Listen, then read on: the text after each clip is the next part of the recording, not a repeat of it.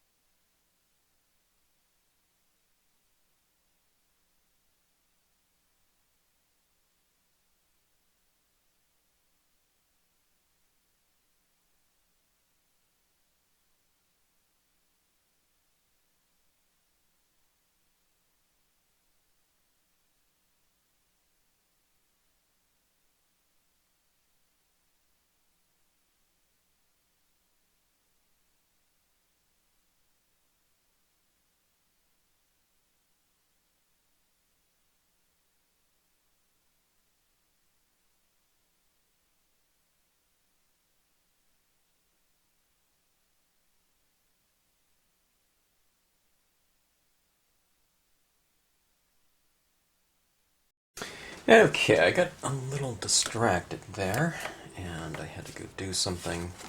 So coming back to this, this is completely set up, and it is non-tacky now. So let's take a look and see what kind of properties this piece has right now. Let's see if the inks kind of go back into solution just as easily after they've been set up for a while. Overnight, in fact. And they seem to be as easy to manipulate as one that was a little bit more, I don't know, the surface was moister when I was working on it. It was tacky to the touch. It was kind of sticky, you know, that with that buildup of ink and not being dry yet. So let's see, just kind of experimenting a little bit more, bringing a little bit more of this color into the rocks right now. Chisel tip, let's go back to the fine tip. Let's kind of define a little bit more of these shadows in here on the rocks, on the bottom sides of them, where in the design itself they are darker. Also kind of not working on this and just coming back to it with, you know, potentially fresh eyes. I do see something that I can do on this to improve it, and we'll see if it works. I want to try and add in kind of either a dye-based or a pigment ink vignette around it. Things are the things with these the strengths of the alcohol inks are the textures that can be achieved with them, like right down here. But some places, I feel that that texture is just, it's really dominant, and I don't want it everywhere. Okay, because there's some areas that just I think would look better without that kind of at least the degree of texturing that's happening throughout. And that's not necessarily just using dye-based, alcohol inks. It's using alcohol inks on glossy. So, you know, on different types of papers, you know, we're talking about a different story potentially, and I'll need to experiment with those as well. You know, different types of things. And there might be some kind of different types of lighting schemes that would look, I don't know, maybe better or more suited for this type of usage with this medium. But we'll see. So anyways, what I really need to do is I really need to incorporate these textures, you know, these dye, I've been saying dye-based inks for so many years.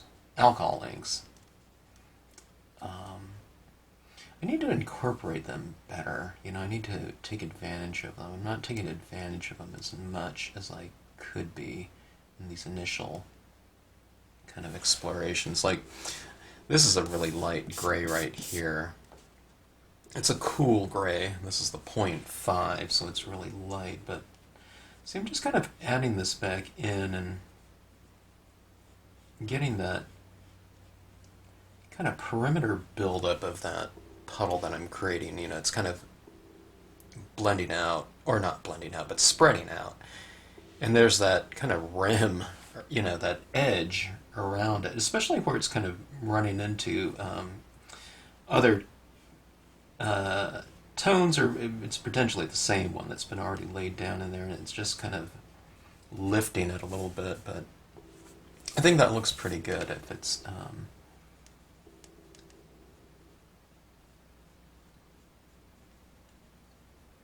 it's appropriate to that space. I guess, I don't know, is anything not appropriate? I don't know.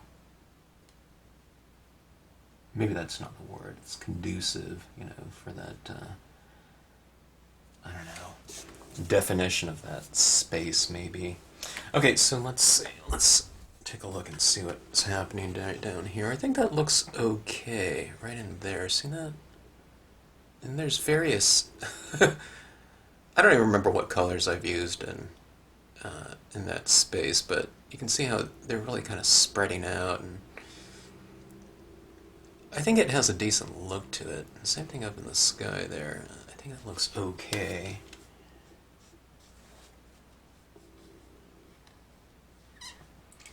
And I think it is a really good idea to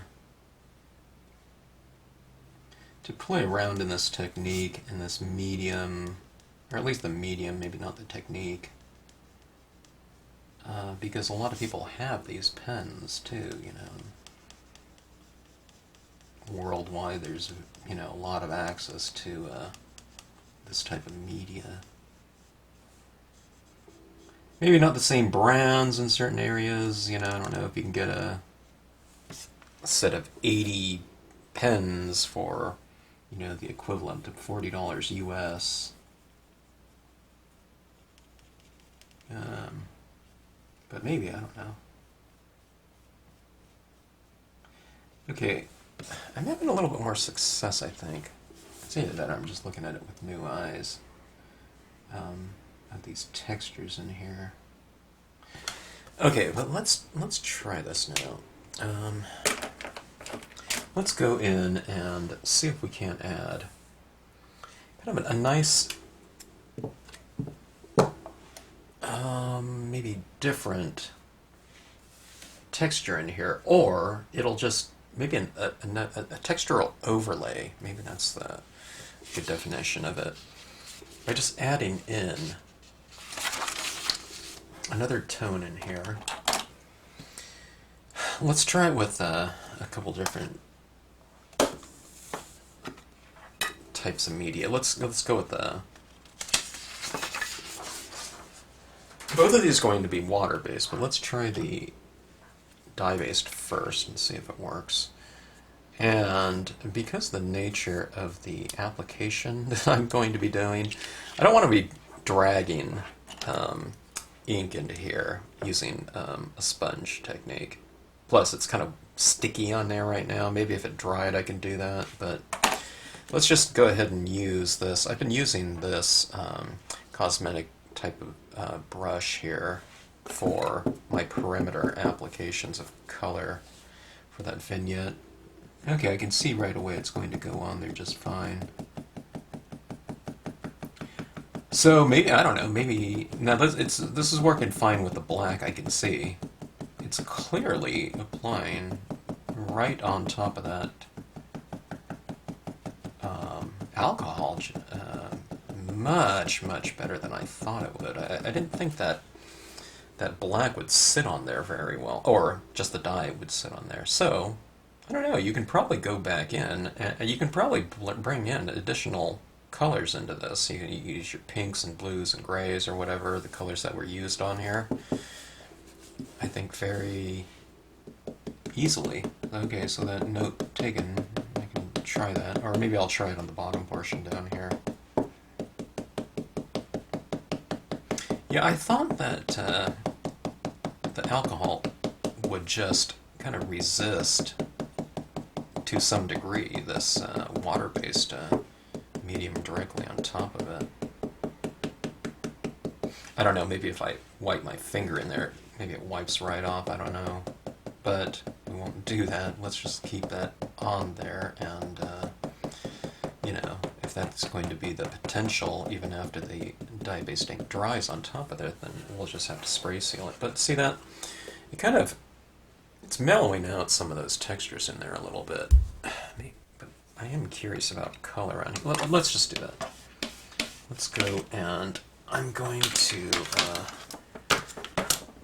clean off this. This is just one of those brush cleaners right here. I only have one of these right now. I need to buy a... actually, I just remembered. When I kind of wet this, it kind of mats it. It doesn't have that soft of a application. I need a bunch of these then, I think. Maybe one for each color scheme or something. Alright. Let me see if I can get a lot of that. There's a lot of pink in there from my previous usage. Maybe I didn't clean it off thoroughly, if at all. But that's okay. The violet kind of, I don't know, maybe it would contribute to this color scheme anyways, because those colors are in there.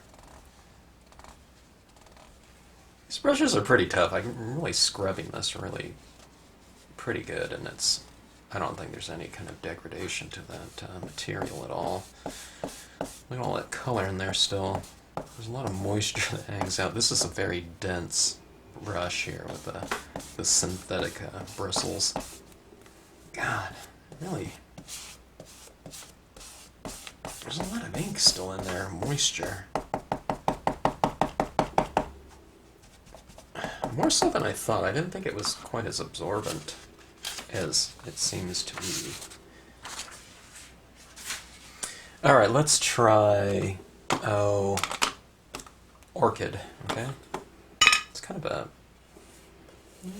somewhat bright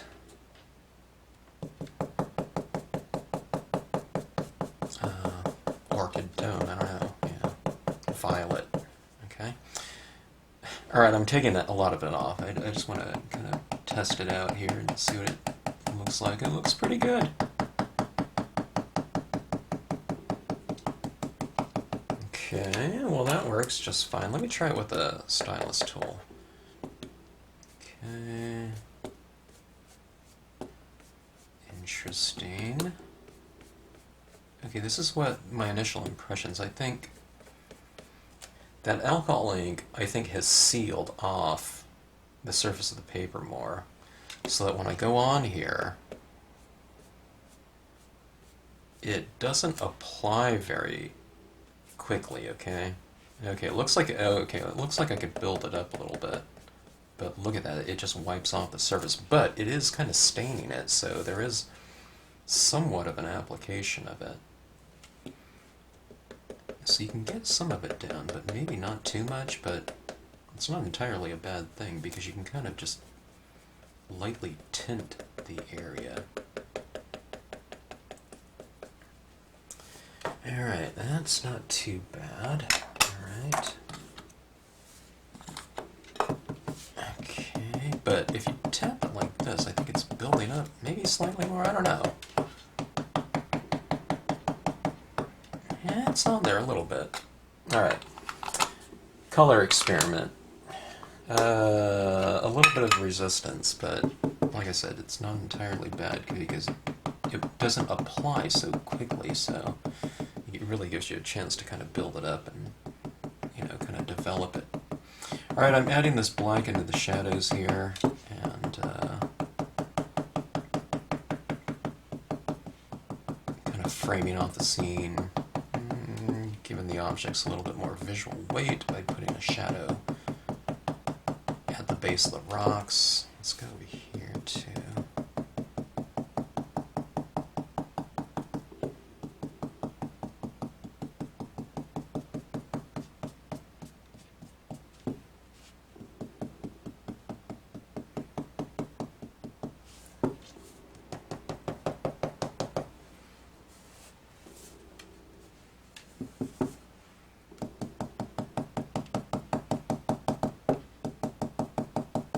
This is the one thing too, with the alcohol inks, from what I've found, okay? Let's say we do want somewhat of a vignette. Now, I haven't used the black alcohol ink on here, so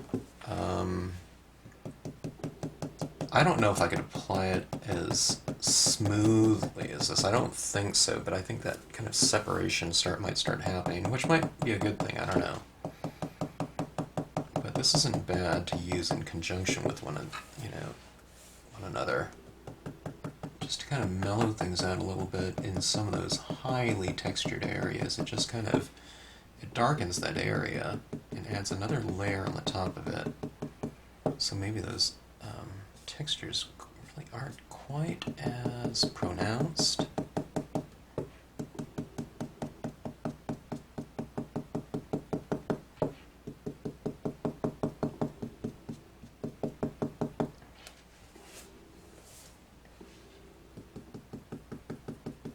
Kind of one of those smaller brushes like this would be good right here, which I'll have to pick up a set sometime. You know, with multiple sized and shape cosmetic brushes. Okay, so this is adding that little bit extra here. You know what, as I do this, it occurs to me, you know, because we're using the alcohol inks, you could just do this before you start going with the alcohol inks too, and just have the vignette just kind of inherently in the composition, and it could just be a matter of coloring it from there. And maybe this vignette applies faster and smoother doing it on the, you know, the bare piece of paper. It might look kind of strange, you know, without all the colors and the various values in there, just to have this kind of thing inherently in there, but just, you know, as long as you know that you're going to be adding in some additional colors, and everything will kind of blend together a little bit more, because the contrast between this black and the white piece of paper is going to be much more extreme, so it might look kind of strange to not have, you know, these medium tones of the various inks, you know, and what that'll look like inevitably after you kind of add those all in.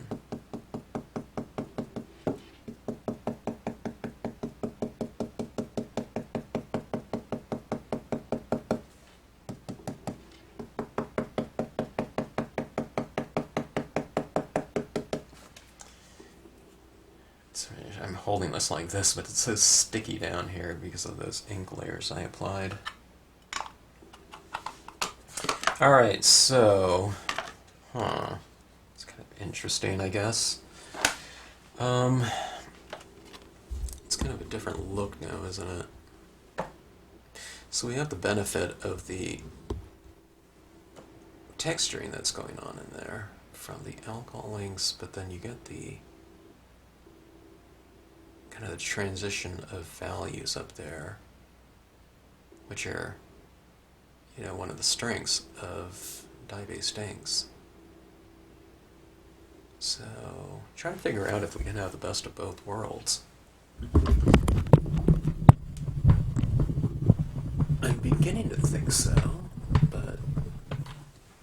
And like I said, someone that, you know, has been using alcohol inks, or especially if they're someone like a watercolorist or something like that, you know, that really knows how to manipulate kind of a liquid build-ups, you know, and it has to act a little bit more kind of spontaneous, and has kind of control of that type of application and kind of time frame by, you know, from which to work with. You know, could probably do a much better job at you know, a process like this. But that's not to say that I am not having fun. This is a really it is kind of fun to I like going into these colors that have already been laid down and having the ability to still manipulate them. With dye-based inks, once it's on there, it's kind of on there. You can't really go in there with a lighter dye-based ink and lift what you've already applied. So that type of subtractive process is very exciting for me in terms of the concept, in terms of my application of it, you know. I'm not doing it very well right now in these experiments, but, you know, it's early, so for me, you know, in terms of the process right here. Okay, let's try to add in a few little highlights on some of these rocks. Kind of on the top surfaces of them, where they're in the light. If they're in a really dark area, I won't add the highlights because you're saying that the light isn't hitting that area by, you know, the mere fact that it's dark over there. If it's a darker area, maybe you have less highlights or something. Okay? Because this white can really stand out potentially, depending on where you put it within your lighting scheme.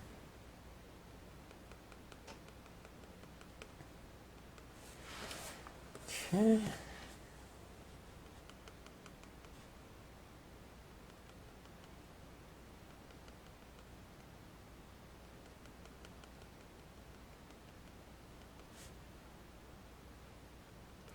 Okay, now, I mentioned that the alcohol inks seem to be able to, or seem accepting of some applications of dye-based inks over the top of it. I still don't know if I would really go into an area like this that has so much alcohol inks applied and put some kind of figure in there in dye-based ink. I don't know if it would stick.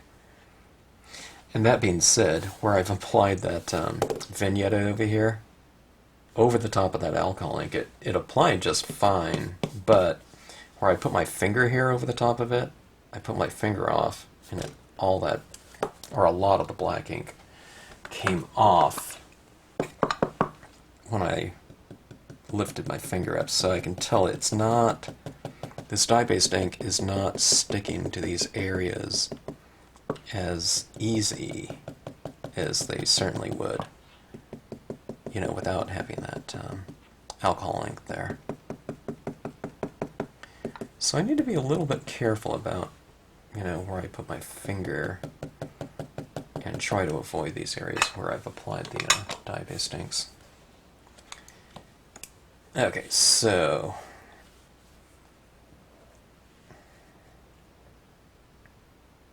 I'm looking for some other opportunities in here. I don't know if I really feel like adding any other highlights up here or something like that. Let's add it down here in the water. Okay, so you have all these different shapes in here. You can see them, right? My suggestion would be to, if you're going to add a few little highlights, then kind of go along with some of these shapes that are in here, you know, so you're kind of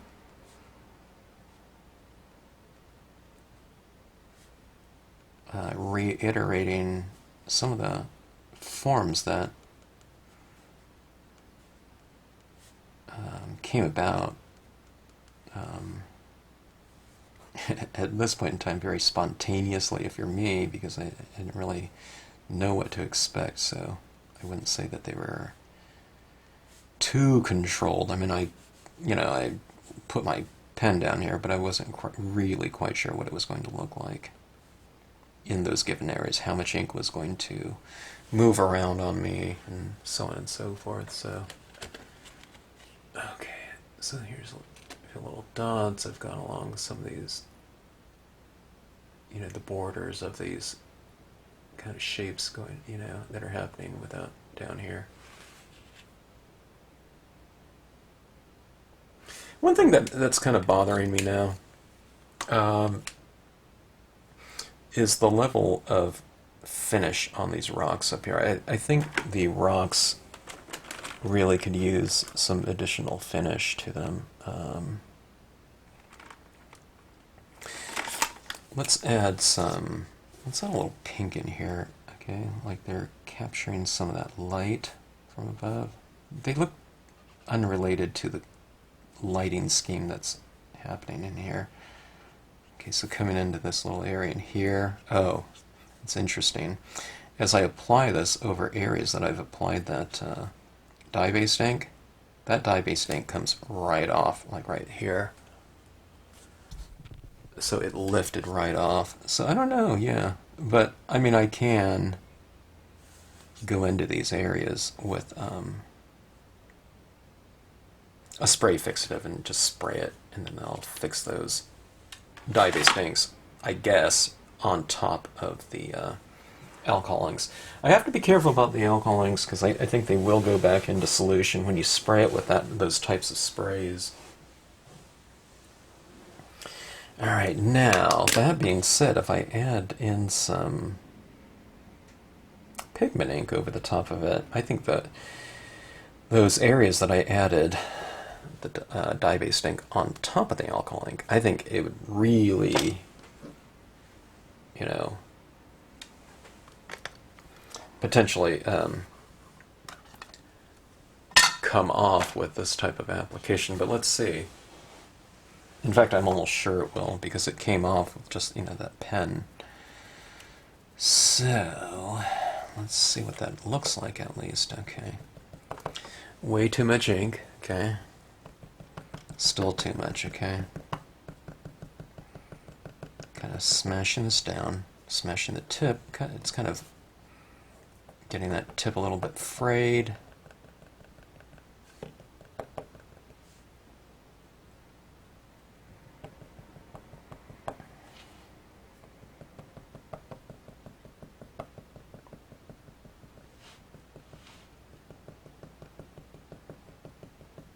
Okay, that's the consistency I want right there. Very, very light. Okay, let's start on the lighter areas, okay? These trees in the background right here. Okay, let me just keep this upright right here. I'll just apply this over some of those trees to make that stamp look a little bit more varied in terms of, not the stamp, but the impression of those trees. Make it a little bit more varied and kind of controlling the amount of depth within that space. Visual space, okay. Putting a little bit of this fog around some of these lake surface, okay. Checking my ink, I have a feeling that there's going to be some dye-based ink kind of black, you know, coming off on this tip right here, and I can see it. So maybe I won't apply it too much. I guess if you tap light enough, it's fine. But you're probably going to be spreading a little bit of gray, which isn't entirely bad. You know, where the dye-based ink that I'm lifting off the paper mixes with the pigment ink on here. They're different types of ink, but they're still water-based, so inevitably there might be some mixing that's occurring, like physically mixing on there. Not just looking like it's gray, but actually applying a little bit of gray. Okay, that looks pretty good in there.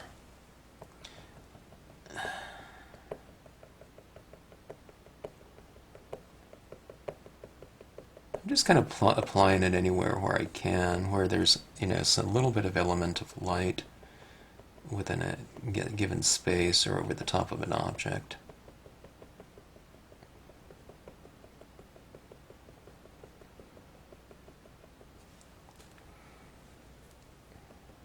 One thing I am going to be doing, I think, during this process, I usually tap it a little bit, but that ink right there will kind of remove if I do that, so I have to kind of rely on my cotton swab work, I think, a little bit more, and, you know, don't do quite as much removal of this ink in those darker areas where the dye-based ink is on top of the alcohol.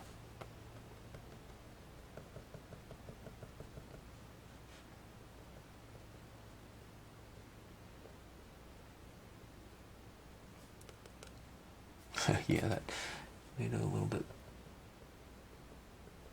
muddy looking when I tapped it.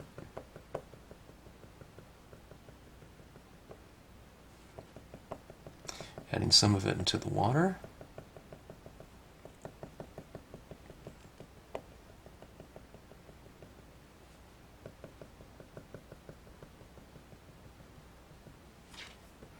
Let's add some to this tree branch, the oak branch, overhanging oak branch. Kind of make it shimmer a little bit by having certain parts of it a little bit lighter than other parts. And this tree as well. It's in an area where there's a little bit of light, so it's afforded me the ability to apply some of this and make it look even lighter in certain areas.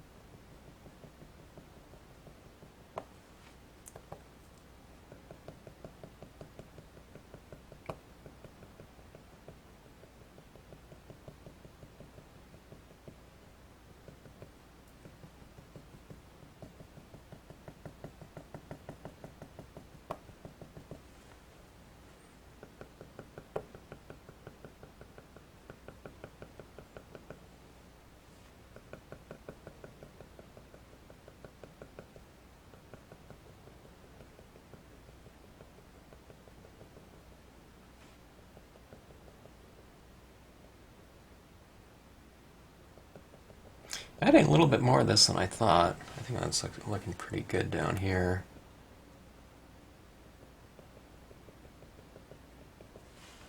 In this area.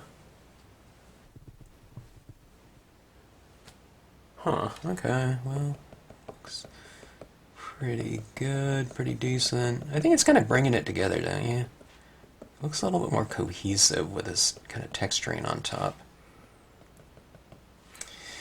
This texturing, it's kind of up front, and it could be in a very subtle way, but it's the top layer of media, okay? And while the marks from other media are still there and very apparent, it kind of subdues them a little bit. It pushes them back visually, you know, from that visual standpoint, even though I can still see them all. But I think that this type of layering of media, it's a really good way to kind of lessen some of the obvious visual weaknesses or technique weaknesses of mine, certainly, in something like this, in a very good way. It can, you know, doing things like with the with these two things right here, all right, the gel pen, sharp highlights, and this kind of dull highlights, okay, softer highlights. These two things can really, really be a formidable, I don't know, whatever, media and technique on pieces that maybe are didn't go kind of in the direction that you kind of wanted them to, you know, for the worse. That's why I don't even really think about it these days as I'm doing things, because I figured, you know, when I layer something over the top of it, it will solve kind of some issues that might have come up. And in the end result, I think it, you know, I don't know, a texture in here that I didn't like so much, or the whole area, well, you just put a layer of fog over the top of it and you can't really see it so much. It doesn't mean you should put it over everything, but I do think it can strengthen certain things. I think this impression right back here looks much stronger now as a result of it. You know, they're kind of in an oscillation of kind of soft light and darker sharp, you know, within that space. Okay, adding some of this down on this tree right here. I mean, the actual composition of this wasn't very interesting from a textural standpoint. Everything was crisp, right? Black images around in here. But now, the imagery themselves are becoming a little bit more interesting to me, because that oscillation that's happening of both light and dark and crisp and soft, if that makes sense. It's just more varied. Okay. Yeah, so there we go. It looks a little bit more... It's more tactile too, isn't it? It feels like, which is the right word, it feels like just a richer textural palette that's operating in here now. Alright, and it kind of saved my piece, so I think halfway decent, not bad for an experiment. I mean, it's certainly fun though, and like I said, the funnest part for me in working with alcohol inks is that kind of separation that's occurring in there. So I think that, and I don't know, these for me, it looks more watercolory, which I really like. I love watercolor pieces. I'm just lousy at it, so I don't do it, but for me it's like a pseudo, I don't know, watercolor-ish looking area in that space. In terms of the, I don't know, kind of that pooling that can occur in there, and having it kind of more of that free-form type of applications and subtle variations that happen, you know, with colors mixing with other ones. So actually physically mixing in this case, unlike dye-based inks where you're just really kind of overlapping things and things aren't physically mixing. So still getting used to it, and still have a long ways to go. But nevertheless quite fun as far as the process is concerned. Alright, anyways, thanks for tuning in, for watching the video. I hope you enjoyed it.